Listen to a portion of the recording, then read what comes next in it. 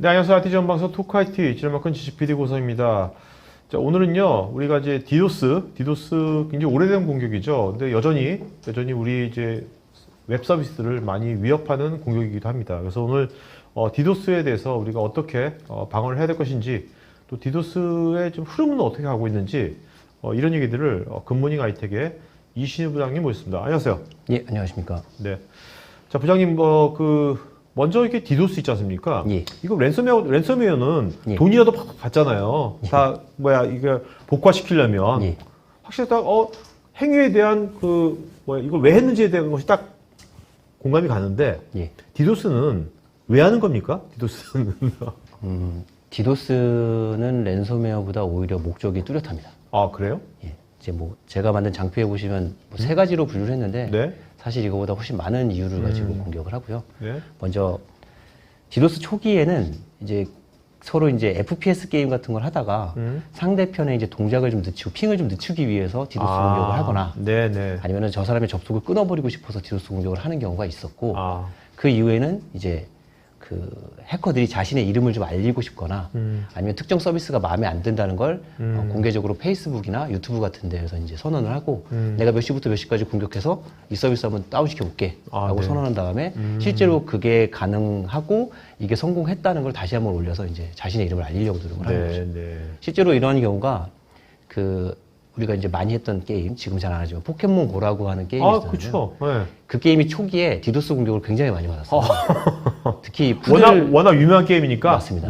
푸들코프라고 하는 해커가 공개적으로 페이스북에 몇 시부터 몇 시까지 공격해서 다운시키겠습니다라고 해놓고 실제 공격을 해서 네. 다운을 시켰어요. 근데 그거를 이제 제가 있던 전 직장에서 이제 차단을 해서 이제 부장님이 이거 하셨어요? 예, 제가 차단? 야, 포켓몬고 공격을? 예. 아니 근데 포켓몬고는 예. 거기 일본 회사가 만든 거 아닙니까? 네? 맞습니다. 부장님 일본인도 아니신데 왜 부장님이 이걸 하셨죠? 제가 몸담고 있던 회사의 이제 모회사가 당시에 일본에 있는 KDDI라고 통신회사였고요. 네. 그 회사가 이제 닌텐도 쪽하고 밀접한 관련이 있어서 이제 저희가 투입되게 됐습니다. 네. 그리고 디도스 공격도 이게 랜섬웨어처럼 예. 금전을 목적으로도 많이 하나 보죠? 예, 거의 대부분이 그러한 목적이라고 보시면 되고요. 근데 어떤 식으로 할까요? 랜섬웨어는 예. 암호화 시켜놓잖아요. 예. 그럼 얘는 이제 이렇게 서비스를 좀 마비시킨 다음에 예. 그 다음에 돈을 전화를 걸어가지고 메일을 해가지고 돈을 달라고 그러는 겁니까? 예, 전화를 거는 경우가 가장 많고요. 네. 메일을 보내서 이제 특정 계좌로 넣어라. 네. 어디로, 어느 지갑으로 코인을 얼마만큼 송금해라. 이런 식으로 네네. 협박을 하게 됩니다. 그래서 주로 대상은 그 웹에서 서비스를 진행을 하고 이 서비스가 잠깐이라도 다운되었을 때 데미지가 좀 크게 발생하는 그런 서비스를 주로 공격 대상으로 삼아요. 예를 들면 어떤 것들이 있을까요? 이제 이커머스들이 대부분 그렇죠. 그렇겠네요. 이커머스 같은 경우는 이제 10분, 20분만 서비스가 다운돼도 수천에서 수억 정도의 피해를 볼 수 있습니다. 그리고 의외로 한국에서는 별로 없지만 해외 쪽에서는 금융 쪽도 굉장히 공격을 많이 받고 있습니다. 근데 실제로 예. 우리나라 기업이요. 예. 그래가지고 이렇게 우리가 이제 디도스 공격할 테니까 예. 돈 내놔 예. 하면 그렇게 돈을 그래서 주는 기업도 많이 있습니까? 진짜로? 예상보다 굉장히 많습니다.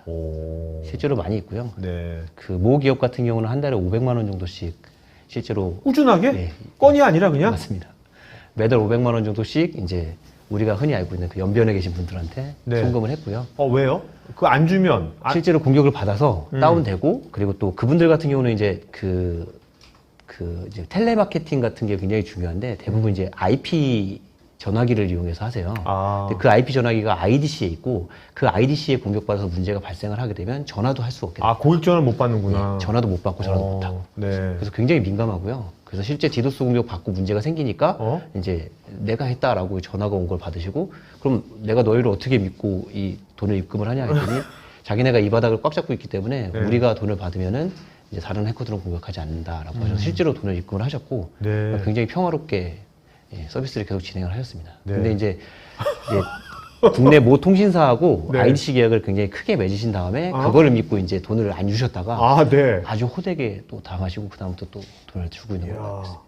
그 회사는 우리 시청자들이나 저나 네. 이름 되면 다 아는 회사죠? 네, 다 아는 회사. 지금도 주고 있나요? 아니면 지금은 아마 안 주고 계신 걸로 알고 있고요. 예. 네네. 자, 그 다음에 이제 이 사상과 이념 이런 거는 국가 간에 뭔가 일어날 것 같은데. 맞습니다. 이제 국가 간의 분쟁이 상당히 많잖아요. 그리고 우리가 흔히 알고 있는 분쟁 중에 하나는 이제 종교적인 분쟁이거나 네. 아니면 이제 중동 국가와 미국 간의 분쟁 이럴 때 대부분 시작이 디도스 공격부터 시작을 해요. 그래서 상대편 기관이나 기업의 홈페이지를 공격해서 다운시켜서 이제 우리가 이렇게 저항을 하고 있다는 걸 알리려고 노력들을 하고요. 네. 그리고 한국에서 좀 유명했던 사건은 2017년 3월에 이제 사드가 배치되면서 중국 쪽 해커들이 한국을 굉장히 많이 공격을 했습니다. 그렇죠. 특히 그 중에서도 이제 기업 몇 군데 같은 경우는 아예 한 달 동안 공격을 계속 받아서 이제 아예 서비스를 못하는 상황이 됐었고요. 근데 이게 좀 특이한 게 제가 한 달 내내 디도스 공격을 맡고 있었는데 어느 순간 디도스가 사라졌어요.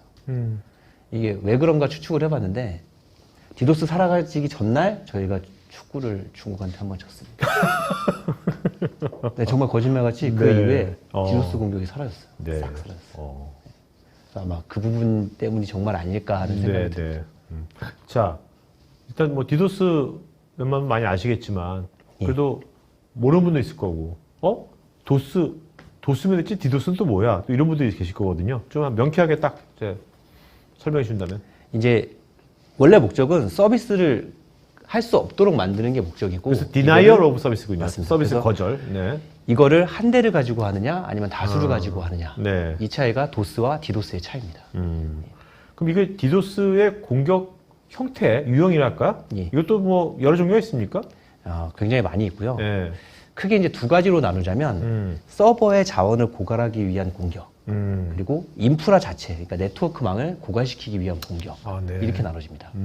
그래서 서버 자원을 고갈하기 위해서는 서버에서 이 패킷이나 리퀘스트를 받았을 때 뭔가 크게 동작이 일어나면서 메모리나 디스크 그리고 뭐 세션 같은 것들을 고갈시켜서 네네네. 더 이상 접속할 수 없게 만드는 게 주 목적이고요. 네. 그리고 인프라 자원 고갈형 같은 경우는 패킷 사이즈를 크게 만들거나 많이 보내서 가지고 있는 네트워크 밴드위스를 꽉 채워서 더 이상 접속할 수 없게 만드는 형태의 공격을 이제 주로 인프라 자원 고갈형 공격이라고 합니다. 보통 이게 인프라 자원이 뒤에 나온 겁니까? 보통 공격의 형태가? 아니면 그렇죠. 처음에는 서버 자원 고갈을 많이 했었고요. 네네. 그 다음에 이제 그랬을 것 같아요. 예, 맞습니다. 자, 그러면 요 실제 이 디도스 공격 형태들이 어떤 것들이 있는지 예. 네, 하나하나 보도록 하죠. 네. 먼저 굉장히 전통적이고 많이 알려져 있는 TCP 공격이고요. 이 TCP 같은 경우는 씬이나 그러니까 3웨이 핸드쉐이킹을 기본적으로 하게 돼 있습니다. 자, 쉽게 예. 3웨이 핸드쉐이킹이 뭔지 모르는 분도 있으니까 쉽게 말씀해 주신다면. 네. 그러니까 사람이 인사하는 거하고 똑같다고 생각하시면 돼요. 네. 이제 서로 눈을 맞추고 네. 먼저 A라는 사람이 B라는 사람의 이름을 부르고 네. 그 사람이 다시 A라는 사람의 이름을 부르고 네. 서로 인사말을 나누는 네. 이 작업을 핸드쉐이킹이라고 생각하시면 항상 이게 돼요. 통신을 할 때. 맞습니다. 네네. 그래서 TCP 같은 경우도 씬을 주고 씬액을 받고 액을 주고 이런 식으로 해서 서로 서비스를 하다가 마지막에 핀을 주면서 끝내게 돼 있습니다. 네네. 근데 이 공격은 이제 스푸핑을 하거나 아니면은 스푸핑하지 않은 상태에서 씬 패킷을 엄청나게 많이 던진 다음에 그 3웨이 핸드쉐이크를 맺기 위해서 액이 오는 걸 무시하고 그냥 기다리는 겁니다. 네. 그렇게 되면은 신신액 액을 받기 위해서 이제 서버는 기다리게 돼 있고요. 행위 되는군요, 그냥. 맞습니다. 행위 걸리는 겁니다. 그래서 세션을 처리할 수 있는 능력이 한계가 있기 때문에 1000개, 2000개, 3000개, 뭐 10,000개, 2만 개가 되게 되면은 이제 더 이상의 새로운 이제 접속 시도를 받을 수 없게 되는 상태가 되고요. 네. 이걸 이제 서비스 거부 공격이라고 네. 명명한 겁니다. 아까 스푸핑이라고 했는데 스푸핑이라는 게 뭐예요? 스푸핑. 스푸핑이라는 건 이제 실제로는 제가 IP를 1.1.1.1을 가지고 있는데 네. 이거를 이제 2.2.2.2로 해서 이제 가짜 IP를 넣어서 보내는 걸 스푸핑이라고 네. 그런 방식이고요. 그리고 원래는 이게 서버 자원 고갈형 공격이었는데 최근에는 이게 약간 통신 규약에 맞진 않지만 신 패킷에는 원래 거의 데이터가 들어갈 수가 없습니다. 근데 신 패킷에다 데이터를 굉장히 크게 넣어서 밴드위스 공격형으로 만들어서 공격하는 네, 경우도 네. 있습니다. 자, UDP 어택 이런 건 어떤 이거 약간 TCP가 아니고 UDP 쪽이네요. 예, TCP는 이제 전통적인 그 연결 지향형인 그 네네. 프로토콜이라고 한다면 UDP는 비연결 지향형인 프로토콜입니다. 이게 무슨 얘기냐면 어떠한 리퀘스트를 던지고 나서 그 리퀘스트를 던진 쪽을 확인하지 않습니다. 네네. 받고 나서 응답 주면 끝이에요. 서로 뭐 이렇게 인사하고 네. 핸드쉐이킹하는 그런 동작이 필요 없이 어떻게 보면 약간 우리가 뭐 비디오 같은 거 볼 때 네, 뭐 맞습니다. 그런 거죠? 많이 미디어 같은 일방적인 거 거죠. 네네, 일방적인 거죠. 주고받는 건데 네, 일방적으로 주고받는 네, 보면 되는 그런 서비스고요. 그리고 이런 식으로 연결 지향형이 아니다 보니까 스푸핑도 굉장히 쉽게 할 수 있고 패킷 사이즈도 크게 늘려서 던져도 크게 문제가 없어요. 네네. 그래서 주로 밴드위스 공격형으로 많이들 쓰는데 UDP를 이용하는 인터넷 서비스들도 있고 이 서비스도 사실 패킷을 많이 받게 되면 서버에 부하가 가는 경우도 생깁니다. 대표적인 게 DNS인데요. 이제 그러한 형태로 해서 서버 자원 고갈형 공격도 하고 이제 패킷을 크게 늘려서 이제 밴드위스 고갈형 공격도 같이 하는 그런 형태라고 보시면 됩니다. 자, 요새 이제 많은 것이 이제 HTTPS가 많이 나오죠. 많이 쓰고 있지 않습니까? 예, 요즘? 많이 쓰고 있습니다. 근데 이 HTTP 플러드 어떻게 이런 건 어떤 거죠? HTTP는 기본적으로 웹 서버가 가지고 있는 것을 이제 가져가기 위해서 겟 요청을 보내거나 아니면 내가 가지고 있는 걸 서버에 올리기 위해서 포스트 요청을 보내게 되어 있습니다. 근데 이걸 이용해서 이제 디도스 공격을 하는 거죠. 네. 그래서 대부분 서버에 부하를 줘야 하는 상황이기 때문에 서버에서 DB까지 가서 뭔가 동작을 하는 다이나믹한 컨텐츠에 대해서만 대부분 겟플로딩 공격을 하게 되어 있습니다. 이게 어떤 의미냐면 스태틱한 컨텐츠, 그러니까 이미지 같은 것들은 사실 서버의 부하를 거의 잡아먹지 않아요. 네. 하지만 우리가 어떤 그 DB에 가서 뭔가를 처리해야 되는 그렇죠. 그러니까 댓글 같은 걸 달고 그 댓글이 DB에 들어가고 그리고 댓글을 조회하기 위해서 이제 페이지 같은 걸 불러올 때 DB에 굉장히 큰 부하가 가게 되는데요. 실제로 그걸 이용해서 서버를 죽이기 위해서 공격하는 게 HTTP 공격이라고 생각하시면 됩니다. 이제 L7, 레이어 7 어플리케이션에 대한 공격이라고 생각을 하시면 돼요. 근데 이 공격 중에서 제가 가장 황당한 공격을 당했던 게 주로 이제 겟 요청을 이용해서 뭔가 가져오면서 이제 공격을 하고 서버의 자원을 고갈시키기 위해서 노력을 하는데 이 중국 해커분들은 굉장히 어렸을 때부터 싱크빅을 많이 하셔서 그런지 굉장히 창의적입니다. 그래서 공격을 하는데 원래는 스태틱한 콘텐츠는 공격에 사용하지 않거든요. 근데 어느 날 갑자기 봤더니 자바스크립트를 엄청나게 큰 파일을 포스트로 땡겨가기 시작을 하는 거예요. 그렇게 되면 오리진에서 리턴해주는 밴드위스가 꽉 차서 이제 더 이상 서비스를 할 수 없는 상태에 빠져버리게 됩니다. 근데 이 서비스 업체는 CDN을 쓰고 있어요. 그게 어떤 의미냐면 get으로 요청하면 CDN에서 가져온 다음에 그 다음부터는 CDN 서버에서 리턴해줍니다. 근데 CDN은 기본적으로 포스트는 캐싱을 하지 않아요. 어떤 의미냐면 포스트는 무조건 오리진까지 가야 되는 겁니다. 그 포스트를 이용해서 파일을 요청해서 오리진의 밴드위스를 꽉 채워서 서비스 거부를 하는 굉장히 창의적인 방식으로 공격을 하시더라고요. 그러니까 이게 CDN의 어떤 메커니즘을 잘 이해하는 해커네요. 이해하고 약점을 알고 공격을 하는 거죠. 자, 여기서 보면 그 반사를 UDP 서비스를 이용해서 반사 및 패킷을 공격한다는데 이 말 무슨 말이죠? 반사라는 게? 이게 정말 이게 가장 최근에 나온 공격이라고 보시면 돼요. 원래 굉장히 전통적으로도 도스 공격을 할 때 많이 사용을 했던 공격이긴 한데 최근 들어서 2013년 이후부터 이제 해커들이 많이 사용하고 있는 공격 방식이고요.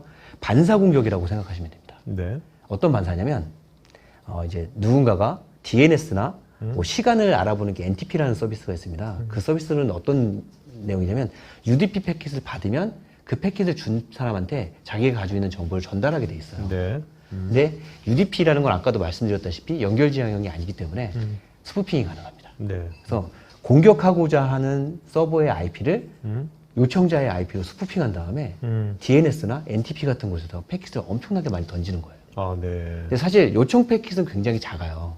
근데 그거를 내가 가지고 있는 정보를 줘야 되니까 가지고 있는 정보를 UDP 패킷으로 뭉쳐서 전달을 해주게 돼 있습니다. 그 기업의 서버가? 예, 맞습니다. 정상적인 DNS 서버나 NTP 서버들이 갑자기 누군가를 공격하기 시작을 하는 거죠. 근데 요청 패킷은 굉장히 작아요. 뭐 1바이트였다 그러면 많으면 1200배까지 패킷을 증폭시킬 수가 있습니다. 내가 던진 건 1바이트인데 응답은 1200바이트가 오는 거예요. 그러니까 해커는 공격자는 자기 리소스를 최소화시키고 맞습니다. 그 피해 기업의 리소스를 맥시멈 이용하는 거네요. 맞습니다. 그러니까 그리고 또 이 공격의 특징이 뭐냐면 누가 공격했는지 밝히기가 굉장히 어려워요. 밝힐 수가 없어요. 그러니까 뭐 3웨이 핸드시키가 가능한 TCP 같은 경우는 누가 나에게 요청했는지가 정확하게 남습니다. 근데 UDP 같은 경우는 뭐 스푸핑이 그냥 가능하기 때문에 누가 공격했는지 알 수가 없어요. 나한테 남아있는 건 공격 대상, 빅팀, 피해자의 IP만 우리 쪽에 남기 때문에 누가 공격했는지 확인하기가 굉장히 힘들어집니다. 요런 형태 공격이 언제부터 나온 겁니까? 한 몇 년 전부터? 한국에서는 2013년 정도부터 말부터 보이기 시작을 했고요. 저희가 해외 쪽에서는 2013년도 초, 2012년도 말 정도부터 많이 확인을 했습니다. 지금도 이건 많이 사용되고 있네요. 이런 거. 구글에서 제공하는 그 디도스 트렌드 사이트에 들어가 보시면 무조건 1등입니다. 아, 그런 또 트렌드가, 랭킹이 또 있습니까? 예, 랭킹이 있습니다. 네.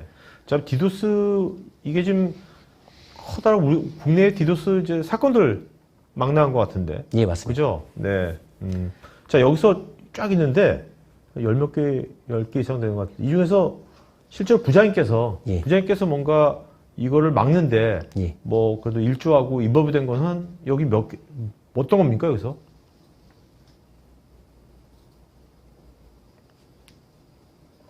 여기서 4개 정도가 제가 실제로 오, 예, 투입이 됐었고요. 네.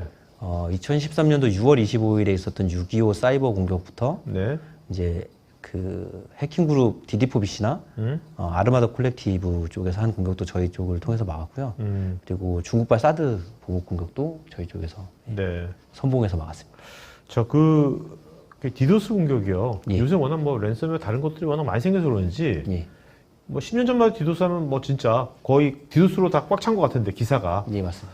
요즘은 그거에 비하면 예. 굉장히 그 뭐 보안 사고 거기에 비중이 디도스로 좀 많이 줄었거든요. 맞습니다. 특히 국내 그런 것 같은데 특별히 뭐 이유가 있을까요? 이거를 말씀드려도 될지 모르겠는데. 네네네.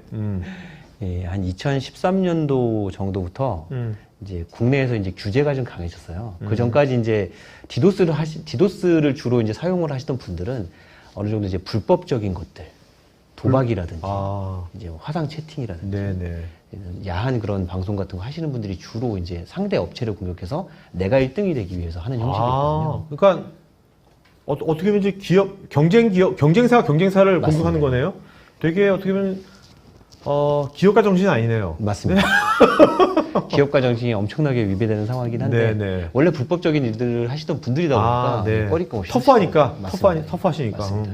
그래서 우리가 뭐 흔히 알고 있는 뭐 말씀드려야 될지 모르겠는데 마늘밭에서 뭐 100억 나오는 이런 사건들이 네. 대부분 불법적인 도박을 운영하시던 분들이 자금을 숨기기 위해서 쓰시던 방식이었고 네. 저희도 실제로 전전 직장에서 그분들의 서비스를 해본 적이 있는데 굉장히 통이 크세요. 네. 오셔서 이제 1년치 호스팅 비용 그냥 현금으로 주시고 200만 원 정도 얹어주시면 회식하라고. 네네. 굉장히 멋진 분들이셨는데 네네. 지금은 다 이제 국내에서 대부분 체포되시거나 아니면 해외로 이제 서버로 옮겼기 때문에 국내는 좀 많이 클린해졌습니다. 그래서 이제 국내에 어떻게 보면 공격할 대상 예, 맞습니다. 그것이 많이 줄어든 거네요. 많이 줄어들었습니다. 그 불법적인 회사들 많이 해외로 가니까 필리핀이라든지 뭐 다른 데다가 일본에 서버도 많이들 계시고요. 그리고 나서 이제 2014년, 15년 쪽에는 이제 그 불법 토토 네. 하시는 분들이 이제 서로 치고받는 경우가 좀 있었는데 그분들도 일제 단속 당하시고 다 해외로 나가셨어요. 네. 그래서 국내는 좀 많이 클린해진 상황입니다. 자, 그러면 이제 실제로 디도스 공격도 하나하나 좀 보도록 할까요? 뭐 2003년이면 벌써 17년 전이지 않습니까? 예. 지금 여기 시청자분들께서 30대 초반이시면 이건 전혀 와닿지가 않을 것 같은데 이런 사건 뭔지도 모르겠고 지금. 저는 사실 와닿는 게 제가 이때 이것 때문에 피해를 많이 봤기 때문에 네. 이제 제가 이때 이제 국내 굉장히 큰 멀티플렉스 영화관에서 알바를 하고 있었는데 이것 때문에 이틀 동안 그 표를 수기로 써서 줬어요. 네. 당시에 이제 발권이 원래 이렇게 되는 거였는데 인터넷이 마비된 상태다 보니까 이제 그 발권이 안 돼서 수기로 써서 아니 이게 인터넷이 완전히 마비된 상태였습니다. 어디 서울이? 한국이? 네, KT가 거의 마비된 상태였고요. 이틀 정도 거의 마비됐어요. 그랬어요? 저 왜 기억이 안 나지? KT 해화동에 있는 KT DNS들이 이제 해킹을 당해가지고 네. 이제 공격 트래픽을 쫙 뿌리는 상황이었고요. 그러다 보니까 이제 백분망이 마비가 돼서 KT 쪽이 그걸 다 해결하는데 시간이 굉장히 오래 걸렸습니다. 그때 내가 인터넷 방송했는데 이때도. 그때는 1월 달이면 비수기니까 안 했을 수도 있겠다. 네, 그래서 요때 한 이틀 정도, 25일, 26일 이틀 정도 인터넷이 안 됐었습니다. 자, 이건 뭐입니까? 11년 전인데, 77대라는. 77대란하고 그 뒤에 이제 하나 더 넘겨보시면 33대란은 네. 사실 배우가 누군지 아직 밝혀지지 않았고요. 네. 근데 이제 국정원 쪽에서는 북한이 배우다라고는 하는데 사실 그게 아닐 가능성이 좀 높습니다. 네. 이제 누군가가 악성 코드, 원바이러스를 쫙 뿌린 다음에 거기에 감염된 수십만 대의 서버를 이용해서 좀비? 네, 수십만 대의 좀비를 이용해서 PC를 이용해서 공공기관이나 금융기관이나 뭐 포털 사이트들을 일제히 디도스 공격을 했던 내용이고요. 이게 좀 전문화된 공격자였다라는 생각이 드는 이유가 공격이 끝나고 난 다음에 다시 일제히 코드를 받아서 감염된 PC들이 이제 자폭을 하는. 네. 예. 근데 이 공격자가요, 이때 3377 이 공격자가 뭔가 이걸로 인해 가지고 예. 이득을 얻은 게 있습니까? 전혀 없습니다. 누가 했다라고 솔직히 나서서 누군가가 하신 것도 없고요. 네네. 어디서 협박을 한 것도 전혀 없고. 그래서 이제 근데 그 당시에 그 좀비 있지 않습니까? 예. 좀비를 만들어서 하는 그 방식이 예. 이 공격 집단이 처음으로 한 겁니까? 아니면 기존 다른 데서 한 거를 얘가 따라한 겁니까? 그 전에도 있던 방식이긴 한데 네.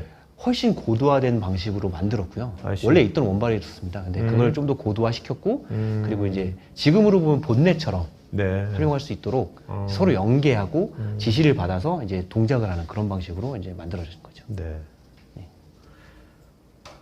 네, 2013년에 6.25 국가전산망 공격은 실제로 제가 겪었던 공격이고요. 이게 시작이 청와대 홈페이지를 디페이싱하면서 시작이 됐습니다. 어떤 내용이냐면 이제 한국 청와대인데 이제 북한 북한 깃발이 걸려 있고 네. 이제 한국을 공격적인 그런 말투들이 써 있고 그런 식으로 디페이싱을 당했어요. 그래서 이제 사실 이제 그때 저희는 홈페이지에 대한 디도스를 이때 대통령이 이명박 대통령이었죠. 네.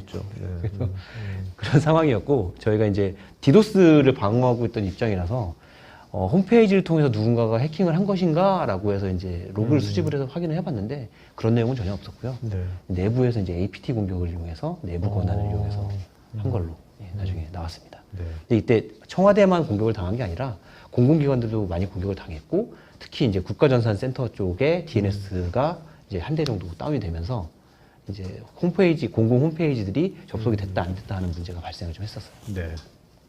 이런 큰 사고가 난다며요. 예. 요즘은 이런 유사한 사고는 잘 안 일어나잖아요. 그거는 그렇죠. 우리 보안 기술이 이제 좋아져서 그런 겁니까? 이런 유형의 것을 다 막기 때문에?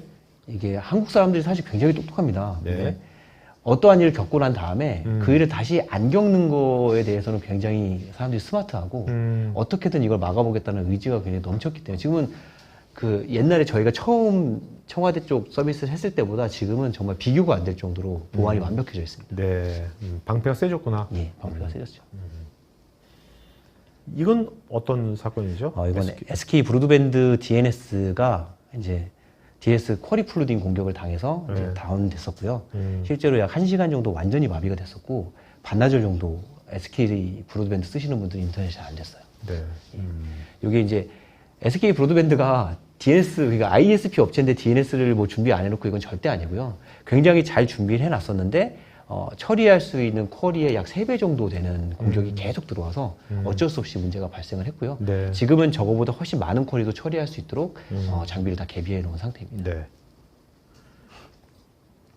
이건 어딘가요? DD4BC가 뭐죠? 예, 이분들은 이제 해외 쪽 해킹 그룹이에요? 이름이 DD4BC예요? 예, DD4BC고요. 뒤쪽에 BC는 이제 4BC는 비트코인을 이제 의미하는 거고요.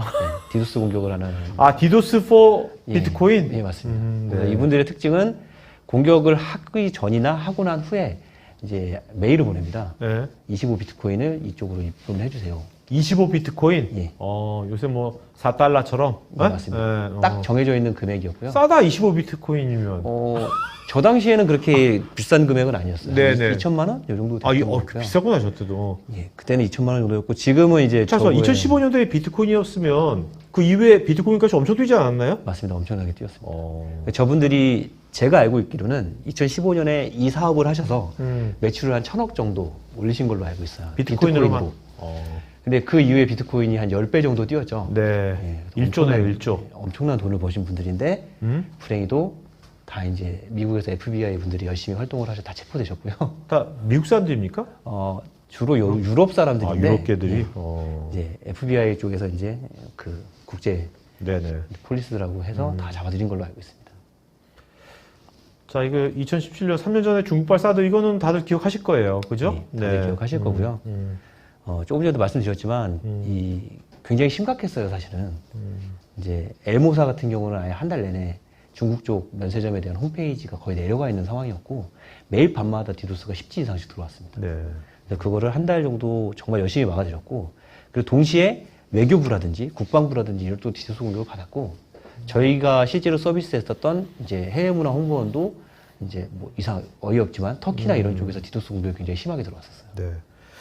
뭐 뭐 요즘 보면 미국이랑 예. 중국이랑 첨예하게 지금 대립을 하고 있고요. 맞습니다. 대립이 더 격화되고 있는 것 같거든요. 예, 맞습니다. 만약에 이건 가정이지만 예. 만약에 미국과 중국이 옛날에 미소 간의 냉전처럼 예. 완전 냉전으로 가버리면 예. 네?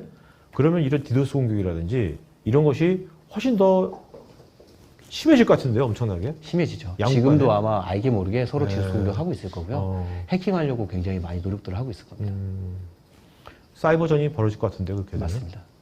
여기에 대한 대비가 좀 필요하죠. 우리나라는 그럼 사실 애매하잖아요, 지금요. 네. 네, 어디를 뭐 할지. 만약에 우리가 어떤 쪽에 스탠스를 하면 고래 싸움에 새우등 네, 터질 수 그럼 있죠. 다른 쪽에서 다른적인 피해도 많겠지만 예. 사이버적인 피해도 굉장히 많이 발생되겠네요. 맞습니다. 앞으로. 전에 이제 2017년에 겪었던 것과 동일한 현상을 또 2020년에 더 심할 것 같은데요. 예, 더 심할 수도 있습니다. 네, 왜냐면 냉전이 심해지면. 예. 가비아가 DNS 공격을 받았어요? 예, 가비아가 2018년 초에 디도스 공격을 받았고요. 네. 근데 DNS에 대한 디도스가 그렇게 심하게 들어온 게 아닌데도 불구하고 서비스가 전면 장애가 났었고 약 40분 정도 가비아 DNS를 쓰시는 분들이 이제 서비스가 안 되는 문제가 발생을 했었어요. 실제로 이 공격 때 이제 그 벤사 카드 결제하시는 그 회사들이 많은 피해를 받고 덕분에 저희가 이제 그 나중에 뒤에 나오겠지만 네. DNS 디도스 방어하는 솔루션을 그 업체에 많이 팔았습니다. 네. 자, 지금 아카마이는 원래 클라우드 CDN 서비스 유명한 회사지 않습니까? 예, 근데 맞습니다. 아카마이가 이렇게 지금 클라우드 보안, 특히 이제 디도스 보안 이쪽 영역을 한 지는 얼마나 됐죠? 뒤쪽에 장표에 나오는데요. 네. 2010년에 플로렉식이라고 하는 회사를 인수하면서 이제 본격적으로 뛰어들었고요. 당시의 매출은 사실 얼마 안 됐어요. 네. 몇백억 정도밖에 안 됐는데 지금은 오히려 이제 조 단위 매출을 거의 보안으로 올리고 있는 클라우드 보안으로만. 예, 네. 굉장히 보안적으로 큰 회사가 됐습니다. 그럼요. 이게 그 디도스 보안에 예. 아카마이처럼 그 CDN 글로벌한 예. CDN 서비스라는 회사가 그 본질적으로 이제 유리한 예. 뭐 이점 같은 게 있나요? 결국에 디도스라는 게 누가 많은 자원을 가지고 있느냐의 싸움이에요. 그래서 해커가 좀비 PC를 얼마나 많이 가지고 있는가. 그리고 그 좀비 PC의 공격을 받을 수 있는 네트워크망을 사용자들은 얼마나 가지고 있는가. 이 싸움입니다. 네네. 그리고 그걸 막을 수 있는 장비는 얼마나 크게 가지고 있는가. 근데 결국에는 방패가 불리할 수밖에 없는 싸움이에요. 왜냐하면 공격자들은 불법적인 방법으로 좀비를 늘릴 수 있지만 사용자들은 그게 안 되거든요. 네. 그리고 그 사용자들이 확보한 인프라를 유지하는 데도 돈이 엄청나게 들어갑니다. 실제로 KT 쪽에서 디도스 방어가 가능한 텐지망 하나를 구입하시려면 월 몇천만 원씩 내셔야 돼요. 네. 근데 사실 텐지망 하나 가지고는 디도스 방어에 아무 의미가 없습니다. 그렇기 때문에 인프라를 아무래도 많이 가지고 있는 클라우드 사업자들이 이제 네, 이쪽 네. 디도스 방어나 클라우드 이제 시큐리티 쪽에 굉장히 두각을 나타낼 수밖에 없죠. 네네. 자, 그 아카마이가 지금 디도스 말고도 다양한 지금 그 보안 솔루션 서비스들이 많이 있는 것 같네요, 보니까. 예, 맞습니다. 아카마이 같은 경우는 이제 인프라에 대한 디도스 방어나 해킹 방어는 아카마이를 통해서 대부분 해결할 수 있고요. 그리고 최근에 아카마이가 런칭한 그 엔터프라이즈 솔루션들은 개인 정보 보호나 개인의 그 원격 접속 같은 것들을 좀 더 보안을 이용해서 안전하게 해드릴 수 있는 그러한 솔루션들을 가지고 있습니다. 네. 그 솔루션들 하나하나 알아보도록 하죠. 예. 네네. 자, 근데 지금 이 전체 아카마이 그 보안 솔루션들이 어디를 어떻게 커버하는지 큰 영역은 어떻게 됩니까? 커버 영역들은 지금. 디도스를 아까 말씀드린 것처럼 그 서버 자원을 고갈시키냐 아니면 인프라 자원을 고갈시키냐 이 두 가지로 나눠질 수가 있는데요. 네. 또 그거에서 좀 더 세분화해서 세 가지로 나누자면 웹에 대한 공격, 그리고 IDC에 있는 IP 서비스에 대한 공격, 그리고 DNS에 대한 공격 이렇게 세 가지로 세분화해서 나눌 수가 있습니다. 네네. 근데 아카마이는 각각 공격에 대해서 디도스 방어나 해킹 방어를 완벽하게 해드릴 수 있는 솔루션을 각각 가지고 있고요. 대표적인 예가 홈페이지에 대한 디도스 방어 및 웹 해킹 방어를 해드릴 수 있는 KSD라고 하는 코너 네. 사이트 디펜더라고 하는 서비스를 가지고 있고요. 이 서비스는 기본적으로 아카마이 CDN을 이용해서 디도스를 방어를 하고 그리고 아카마이 CDN을 사용하는 엣지라고 하는 그 서버에 어떠한 형태의 모듈을 조합하느냐에 따라 서비스가 좀 달라지는데 네. 와프 모듈을 올려서 웹 해킹도 방어를 해드리고 방화벽까지? 예, 맞습니다. 네. 그리고 기본적으로 아카마이의 이 KSD의 정말 큰 특징은 CDN이 기본이라는 겁니다. 그러니까 CDN과 방화벽이. 예, 맞습니다. 그래서 뭐 고성능 웹 방화벽을 하나 샀는데 CDN도 되고 디도스 방어도 완벽하게 되는 예, 일석삼조를 얻으실 수 있죠. 그래서 뭐 다른 일반적인 서비스들하고 비교했을 때 결국은 그거예요. 인프라가 네. 넘사벽이기 때문에 네. 다른 서비스와는 비교 자체가 불가능해지는 겁니다. 서비스 구성은 좀 어떻게 됩니까? 일단 아카마이는 기본적으로 CDN이 들어가는 서비스이기 때문에 홈페이지, 웹에 대해서 이 CDN을 적용하게 되면 공격자건 사용자건 아카마이를 거치지 않으면 들어갈 수가 없는 구조가 돼요. 네. 기본적으로 아카마이가 제공하는 26만 대의 서버가 앞단에서 먼저 한번 걸러주는 방화벽 역할을 해줄 수 있는 거죠. 네네.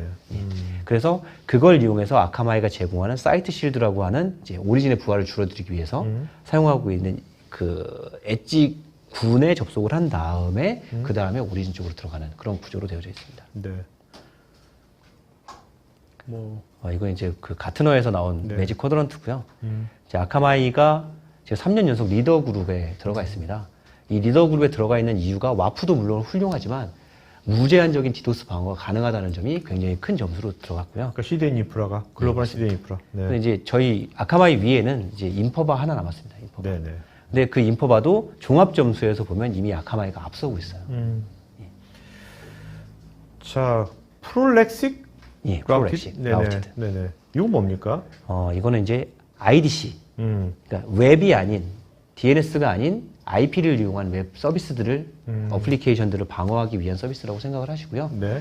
그냥 IDC에 대한 디도스 방어를 막아주린다고 생각하시면 됩니다. 아, 네. 예, 이와 유사한 서비스를 사실 모든 ISP들은 가지고 있어요. 우리가 흔히 알고 있는 클린존이라고 하는 서비스인데 이 클린존보다 아카마이 프로렉시 라이티드가 훨씬 낫다라고 말씀드릴 수 있는 부분은 ISP에서 제공하는 클린존 서비스는 그 ISP 내에서만 적용이 되는 거예요.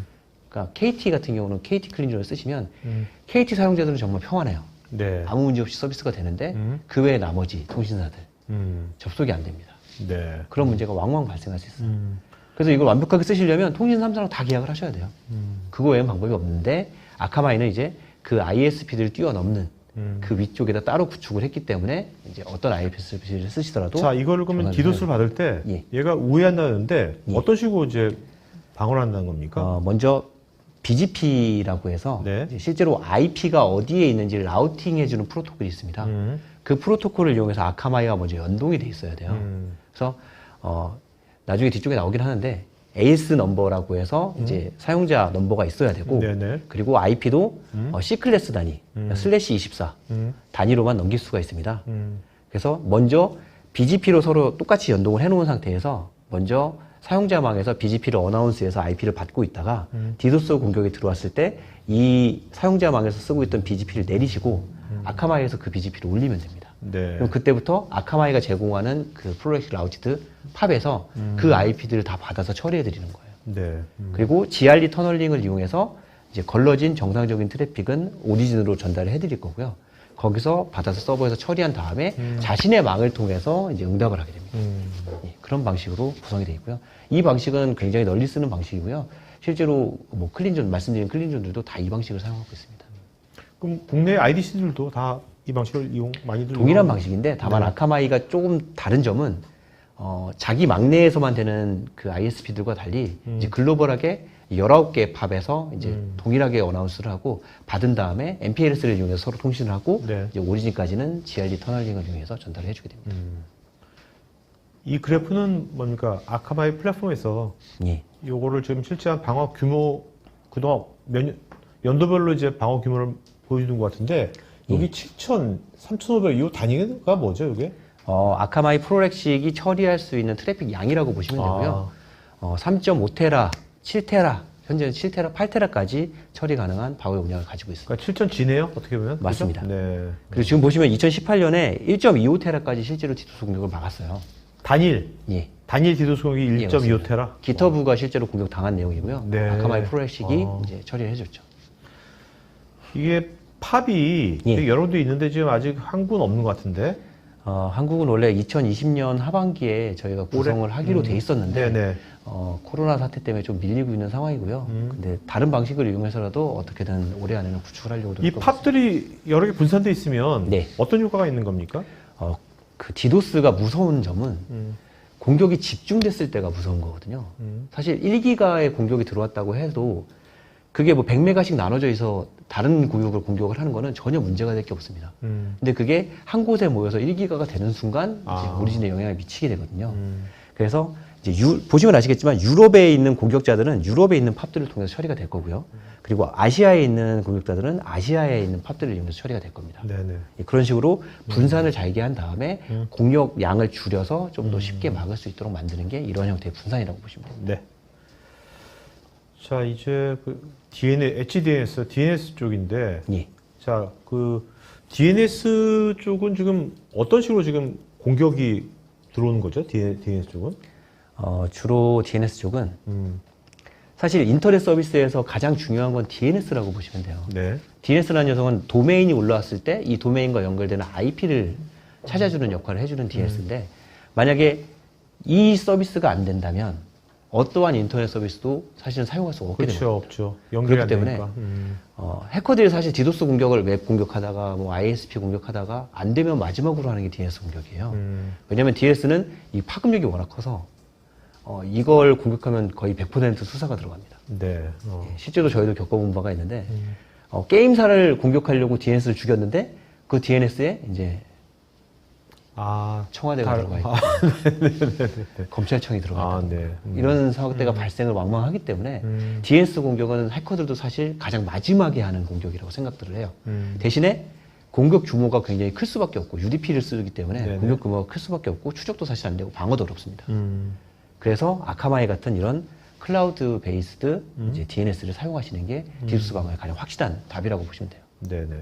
자, 여기서 보면 그 어서리티브 DNS를 예. 아카마의 엣지 DNS가 이런 역할을 해준다는 것 같은데. 예, 맞습니다. 네. 그러면 기존의 어서리티브 DNS에 어떤 제약이랄까? 어떤 이슈가 있었다는 겁니까?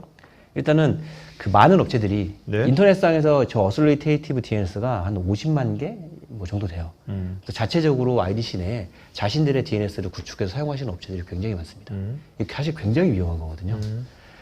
내 막내에 DNS를 가지고 있다는 건 공격하라고 53문, UDP 53문 그냥 이거 파이프 뚫어놓은 거하고 똑같은 거예요. 네네. 근데 그런 상황에서 아무리 디도스 방어를 하기 위해서 이것저것 많이 갖다 놓는다고 해도 방어가 안 됩니다.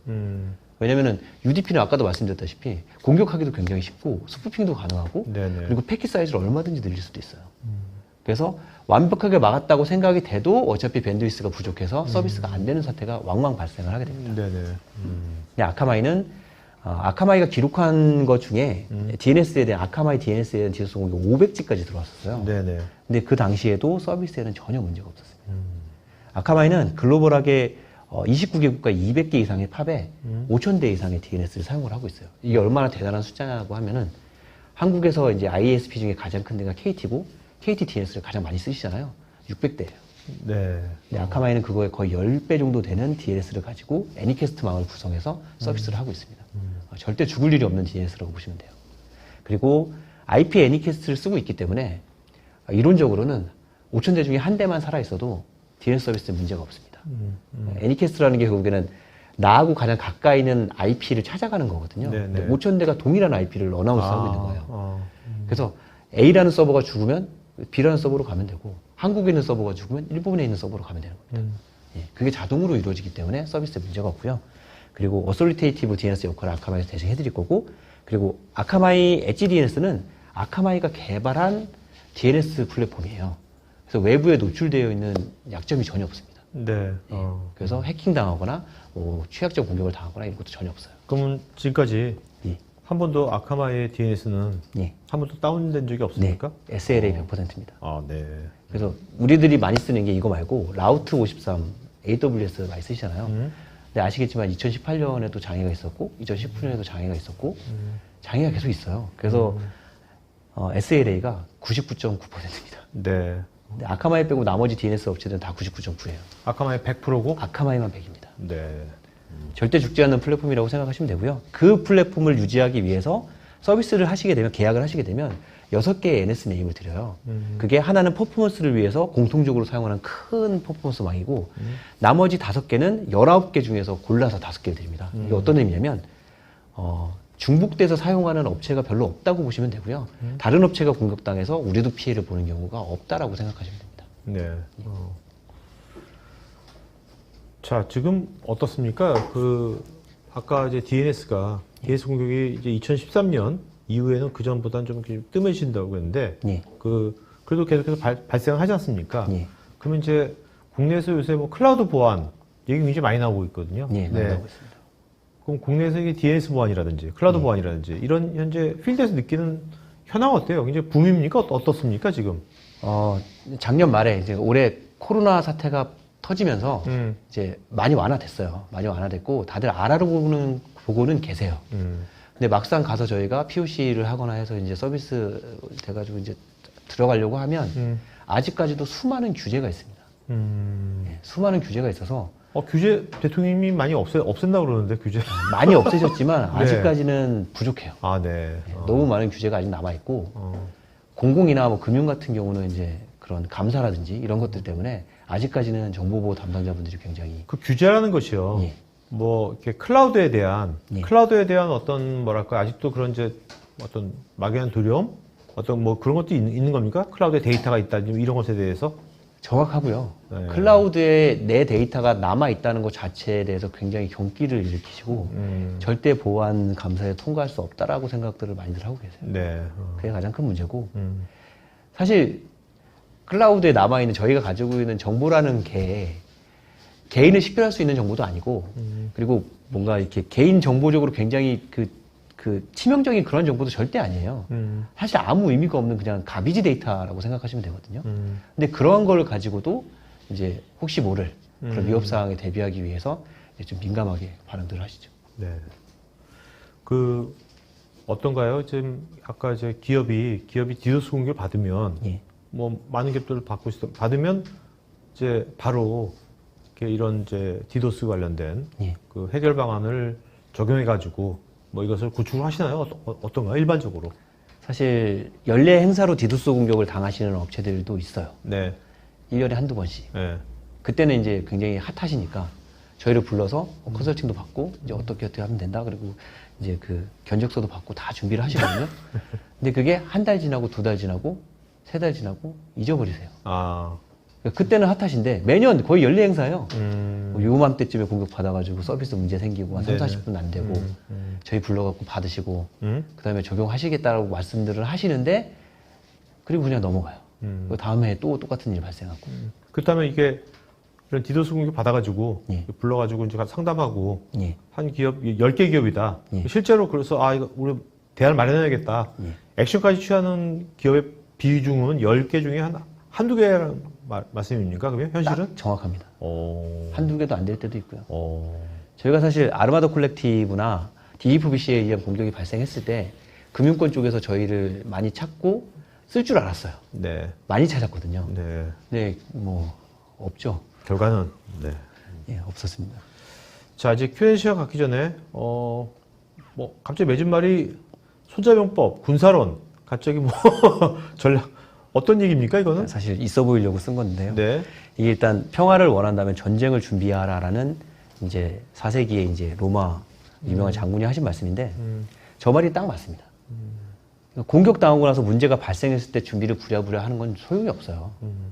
언젠가 다가올 전쟁을 위해서 언제든지 사용할 수 있는 병사들이 필요한 거거든요. 그리고 아카마이가 딱 거기에 적합합니다. 상시 서비스가 가능하고 언제나 준비가 되어져 있는 병사들을 얼마든지 가지고 있거든요. 네네. 그리고 아카마이를 쓰시게 되면 일단 공격 자체가 없어요. 왜요? 해커들 사이에서 아카마이는 굉장히 유명합니다. 특히 디도스 공격하시는 분들 사이에서는 아카마이가 얼마나 많은 인프라를 가지고 있고 얼마나 강력한지를 알고 있기 때문에 쿼리해봤을 때 아카마이 IP 나오면 공격을 포기하는 경우가 많아요. 그냥 해봤자 예, 내 해봤자. 공수가 별로 가성비가 안 좋으니까. 맞습니다. 해커분들도 굉장히 이게 뭐라고 해야 될까요? 굉장히 노동력이 많이 들어가고 굉장히 고부가 가치인 사업이기 때문에 네. 최대한 공격해서 효과가 있을 만한 적을 공격을 합니다. 근데 그게 안 되기 때문에 아카마이를 사용하는 순간 이제 공격을 안 하는 그런 사태가 발생을 하게 되고요. 손자병법에 나오는 것처럼 싸워서 이기는 건 하책이고 네. 싸우지 않고 이기는 게 결국엔 상책입니다. 양쪽이 다 피해를 발생한 상황에서 이제 전쟁에 이겨봐야 아무 소용이 없고 싸우지 않고 단지 내가 이러한 것들을 가지고 있는 우위를 가지고 이기는 것이 진짜 싸움에 이기는 거기 때문에 아카마이 같이 이렇게 클라우드 베이스드 이런 서비스들을 이용해서 디도스 공격을 미리 준비를 하시고 공격자의 의지를 아예 꺾어버리는 게 훨씬 강력한 전쟁의 방법이라고 생각하시면 됩니다. 네. 고객분들과 함께하는 시간을 소개합니다. 국립공원 16대 명산 그랜드슬램에 도전하는 국립공원 명산탐방 대장정.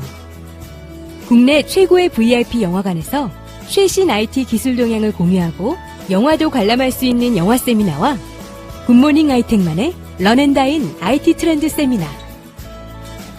가족들과 함께 딸기 및 사과 따기, 김장 및 장 만들기 체험, 그리고 자녀들의 숨은 실력을 발휘할 수 있는 그림 그리기 사생대회 등 다양한 활동을 통해 추억을 공유하는 가족 동반 현장 체험.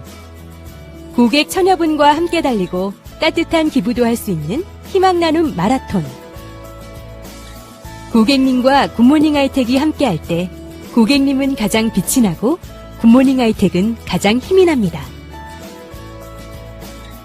쉼 없이 달려온 지난 14년. 앞으로도 계속 100년간인 기업이 될 때까지 고객과 함께 뛰겠습니다. 감사합니다.